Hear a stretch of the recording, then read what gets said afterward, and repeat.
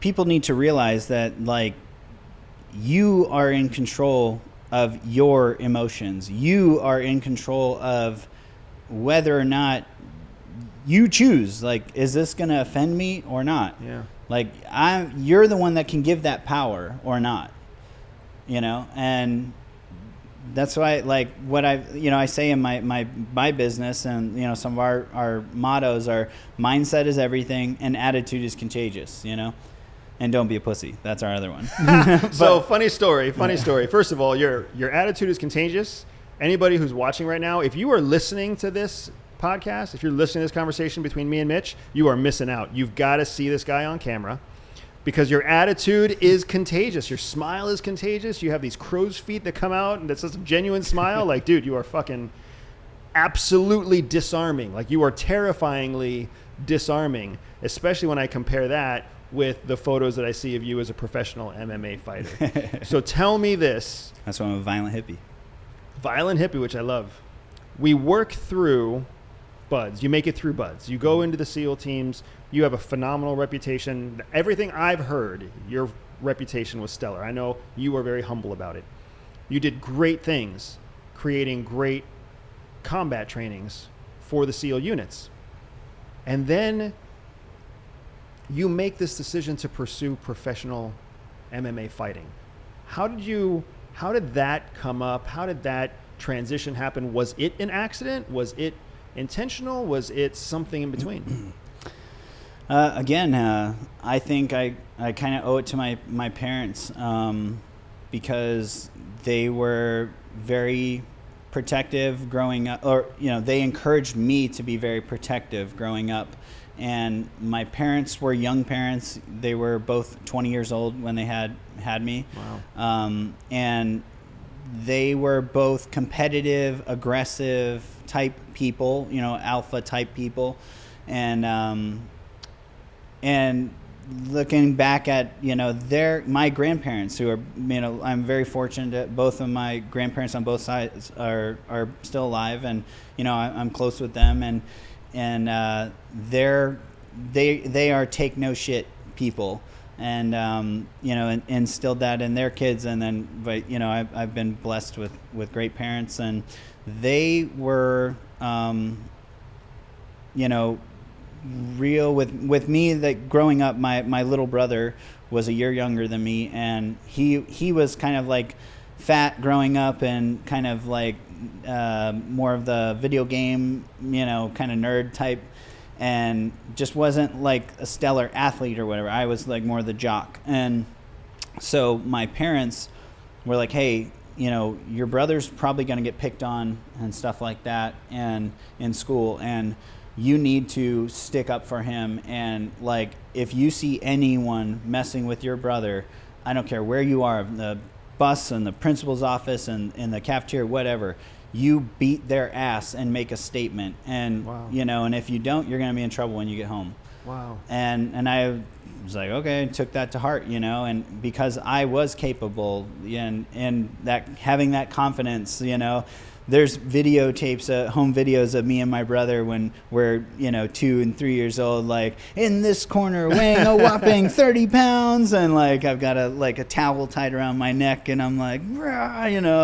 and then she'd be like, ding, ding, ding. We'd like, go at each other and like fight and mess around. And, so it was normal to me. And then, and like I said, so I was capable, and I took that to heart, and I did. I grew up like whooping kids' asses in school. And sometimes taking a whooping yourself, I'm sure. No, never. Oh, you never took the whooping? Never. So then, especially considering that you never took the whooping. Yeah.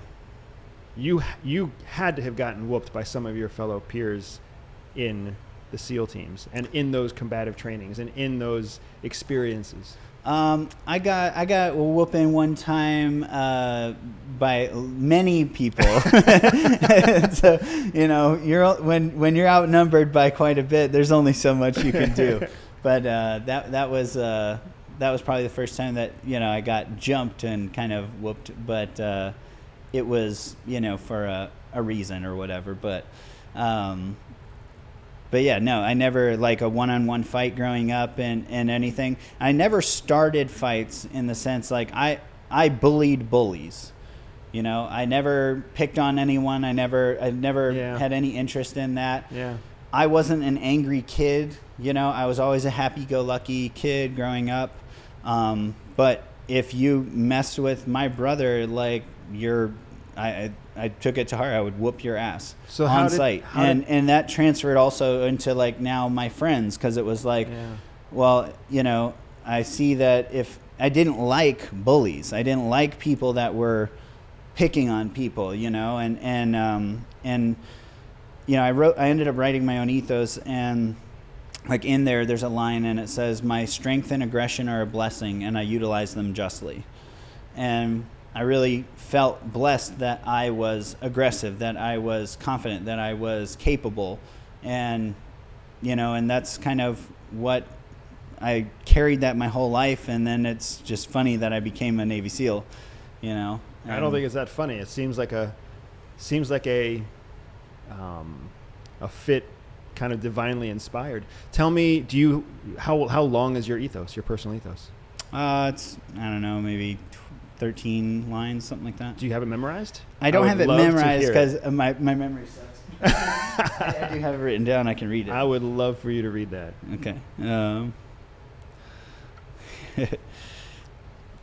I have tried to memorize these, but like I feel like my brain is like a hard drive, you know, and it's like I've only got so much RAM, you know, so it's like if I need to remember something new, I got to delete something old or something. I totally you know? get it, man. I remember when I was with CIA and they first exposed what I had always suspected, that I have a bad long-term memory.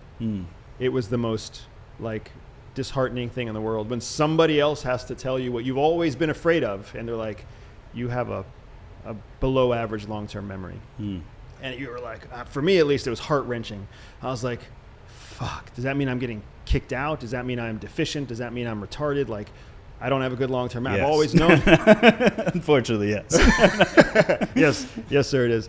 But it turns out that long-term memory isn't what they need. They need a good, strong short-term memory so that you can transition your short-term ideas onto a piece of paper and submit that into a channel. And they appreciated the fact that I had a bad long-term memory, because that means I'm not going to remember secrets for very long. Yeah, I don't, it's weird. I don't write anything down. Like, I don't take notes, even in my businesses, nothing. I never take notes. I never write anything down, because I usually won't read it again. And so, like, I do have a good memory. It's almost like I have a good midterm memory, you know? I don't know. But, so my ethos go. Personal ethos. Yeah, this is my personal ethos, just kind of Mitch Aguiar. What I kind of stand for, what I'm about. Kind of, you know, obviously summed up. So I said, I am genuine and passionate about what I believe in. I do not tolerate mediocrity and will always give my best effort. I hold myself accountable to maintain my integrity and expect the same in others. I do what I say and finish what I start. My strength and aggression are a blessing, and I utilize them justly. I am a protector and will always defend those who cannot defend themselves. I aim to awaken and instill a new mindset in people. I encourage others to follow their passions, pursue happiness, and become the best versions of themselves. I aim to inspire the will to fight. I will always encourage people to be courageous and dare them to be great. I encourage others to not follow blindly or submit to complacency. I will be on guard against my pride and always strive to be humble. I lead by example and practice what I preach. Attitude is contagious and mindset is everything. That is an awesome personal ethos, man. There's a very famous book, relatively recently written, called Atomic Habits. Chapter 1 of the book Atomic Habits is all about defining your personal identity. And defining your personal identity is the process of defining what you are. Right. And so much of your ethos started with I am. Line after line, I am, I am, I am. Yeah. And that's a guiding star. That's a North Star right there, man. What an incredible exercise. What inspired you to create that? I was actually, I don't remember what, I was doing a course. I was doing a course at Damneck, and I cannot remember what the name of it was or what it was for, but there was some sort of exercise where they were asking kind of like what your what your views or looks are, or some on something. I don't even remember what it was, but because it wasn't like, oh, write your personal ethos. But I ended up writing that for that assignment, and dang, I wish I remembered what it was for. But well, it's fascinating that whatever it was for, it inspired something different, and the thing that it inspired that's different has become something you carry with you in your pocket. yeah, Right? That's powerful. So you went from being a guy who took no shit, which is funny because I come from a family that gives no shits. You come from a family that takes no shits. Yeah. So very, very different families, right? My family gives no shits. But you make it through buds, you become a Navy SEAL, a successful Navy SEAL at that, and then you have this decision to transition into MMA, professional MMA. How does that transition happen? How is it looked on militarily like it's logical, or is it looked on militarily like, hey, you're double dipping? How does it work? So I actually started fighting while I was still active duty, and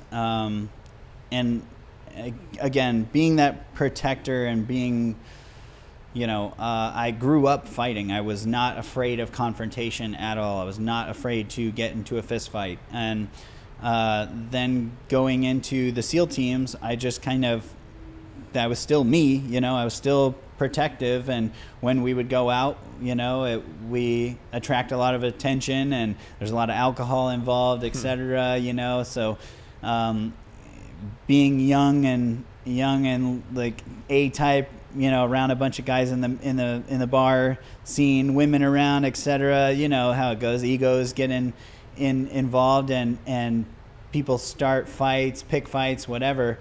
And I just was the same me. Like I'm never going to back down, or if someone was messing with someone, my teammates or whatever, I got into a ton of fights, a ton of bar fights, and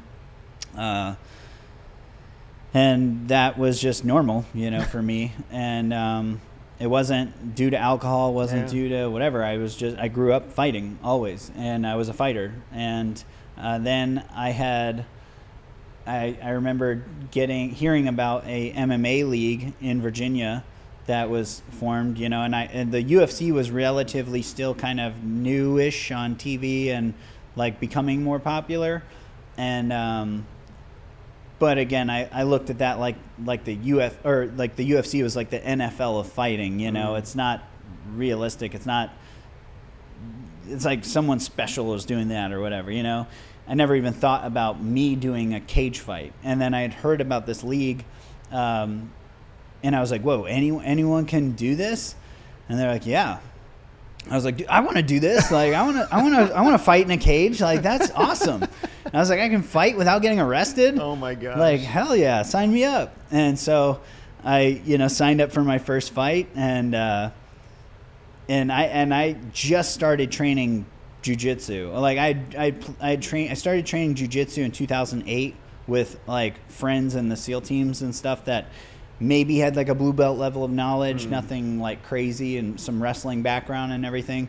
So I had done a lot of training with those guys, and obviously just growing up fighting and bar fighting, etc. So I wasn't afraid of that stuff, and I liked it. It was fun to me. And so then when I actually signed up for my first fight, it was funny. People were like, "Oh, are you nervous about your first fight?" And I'm like, "This isn't my first fight. What are you talking about? Like, this is the first fight that's like with legal gloves on. Yeah, I'm getting paid. Yeah, like that. But yeah, no, I'm not nervous. I think it's gonna be awesome. I'm just gonna go." And they're like, "Well, what are you gonna do?" I'm like, "I'm gonna go punch him in the face as hard as I can, over and over. I don't know. Like, that's what I'm gonna do." And that's what I did. And yeah, my first fight, I fought a guy that he was on the Junior Olympics team for karate and stuff, and he came out in his black belt and gi and was like, "Yeah, I've been training for 20 years." I'm like, "Yeah, cool, I don't care."